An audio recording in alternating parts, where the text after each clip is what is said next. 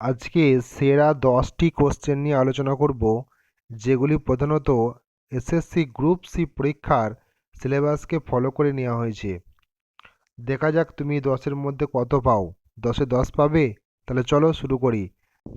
Question number 1, subject verb agreement থেকে নেওয়া হয়েছে, মানে সেন্টেন্স স্ট্রাকচার বলে তোমাদের যে সিলেবাসে ছিল সেটা থেকে নেওয়া হয়েছে। Choose the correct verb to complete the sentence. Neither the manager nor the employees dash satisfied with the new policy. যখনই দেখবে নাইদার নর থাকবে তখনই মনে রাখবে যে দ্বিতীয় নর এর পর যে দ্বিতীয় সাবজেক্ট থাকবে সেই সাবজেক্ট টু অনুযায়ী সবসময় তোমাকে ভার্বকে বসাতে হবে। তাহলে এখানে সাবজেক্ট টু আছে দ্য এমপ্লয়িজ, অর্থাৎ তোমাকে এমপ্লয়িজ যেহেতু প্লুরাল সাবজেক্ট তাই তোমাকে প্লুরাল ভার্ব বসাতে হবে, তাই অপশন বি হবে সঠিক উত্তর। Neither the manager nor the employees are satisfied with the new policy. Question number 2, tense থেকে নেওয়া হয়েছে। Identify the correct tense form. By the time we reach the station, the train dash. By the time যখনই বলা হয় তখনই এটাকে প্রধানত simple ফিউচারকে রিফার করা হয়।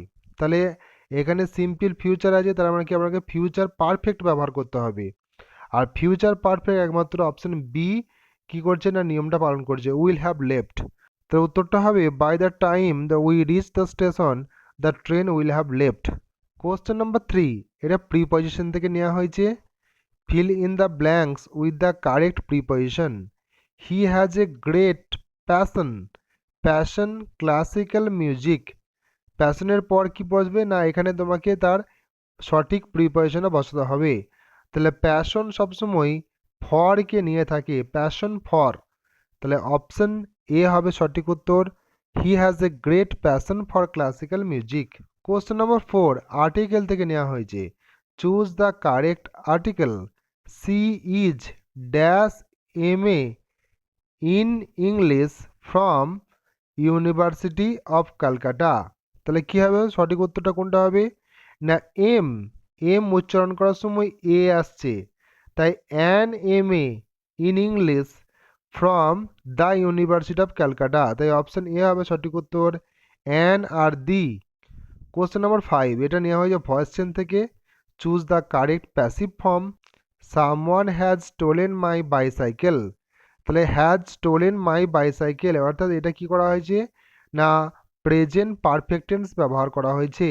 তাহলে মাই সাইকেল হ্যাজ বিন স্টোলেন কোথায় আছে দেখতে হবে না অপশন বি হবে সঠিক উত্তর, মাই cycle has been stolen.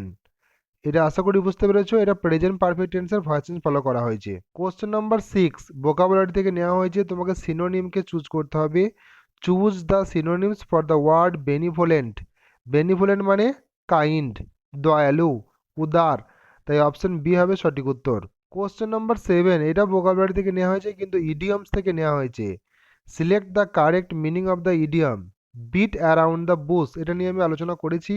Bit around the Bush মানে হচ্ছে মূল পয়েন্টে না গিয়ে তার চারপাশে ঘুরে বেড়ানো, তাকে আমরা বলি বিট অ্যারাউন্ড দ্য বুশ। তার মানে কি to avoid the main topic, option B হবে সঠিক উত্তর। কোশ্চেন নম্বর 8, ইরর স্পটিং বা ইরর ডিটেকশন থেকে নেওয়া হয়েছে। Identify the part of the sentence with an error. One of the boys have returned the books to the library, no error.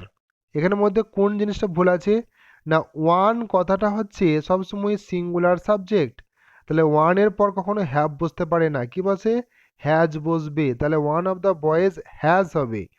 So option B হবে সঠিক উত্তর। Question number 9, one word substitution অর্থাৎ এক কথায় প্রকাশ থেকে নেওয়া হয়েছে। Choose the word that means a person who is indifferent to pleasure or pain, অর্থাৎ একটা মানুষ যার কি না দুঃখ বা কষ্ট নেই, যে তার ফিলিংসটাকে শেয়ার করে না, সব কিছুকে সহ্য করে নেয়, তাকে আমরা কি বলি, তাকে আমরা বলি stoic, stoic. Question number 10, narration change থেকে নেওয়া হয়েছে।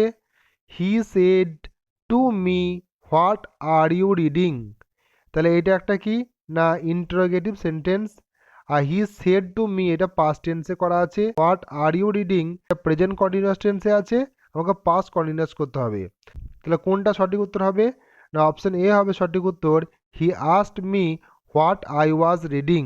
কারণ হোয়াট আর ইউ রিডিং এটা প্রেজেন্ট কন্টিনিউয়াস টেন্স ছিল, আমাকে এটা পাস্ট কন্টিনিউয়াস টেন্স করতে হলো। তাহলে আশা করছি এই 10টা কোশ্চেন তুমি ভালোভাবে বুঝতে পেরেছো।